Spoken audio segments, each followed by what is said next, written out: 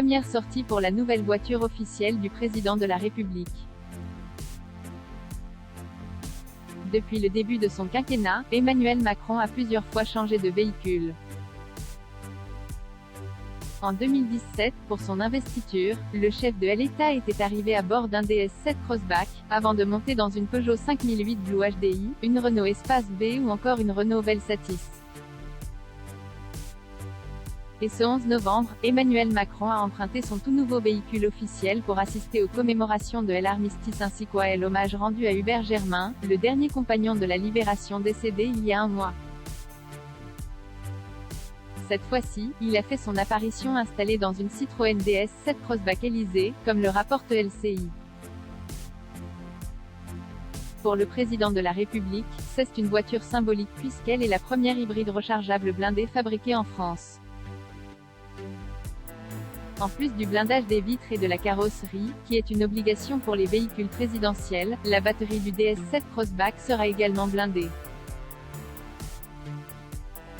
Selon l'Est républicain, le coût total de la fabrication de la voiture d'Emmanuel Macron avoisine le million d'euros.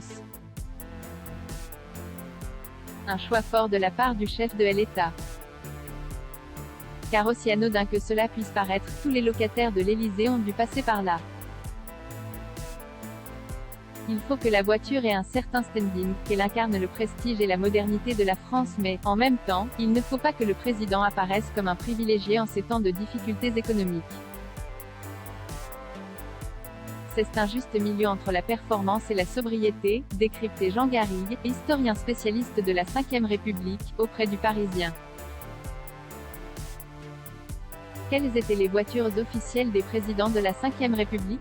Le jour de son élection, pour descendre les Champs-Élysées, le chef de l'État avait opté pour une DS7 Crossback de PSA, construite à Mulhouse. Cette édition particulière est entièrement découvrable de façon à permettre au président de saluer sur les Champs-Élysées. Elle porte beaucoup de signes liés à la République française, avec un travail qui a été fait à la feuille d'or sur quelques marqueurs. Et puis, c'est une voiture très élégante avec ses jantes 20 pouces, son intérieur en cuir bracelet qui est une signature de PSA, expliquait à Europe 1 Yves Bonnefond le directeur général de DS. Avant Emmanuel Macron, Citroën avait déjà la côte à l'Élysée. Georges Pompidou roulait à bord d'une SM, tout comme Jacques Chirac. François Hollande, lui, avait opté pour une DS5 compacte à moteur hybride diesel.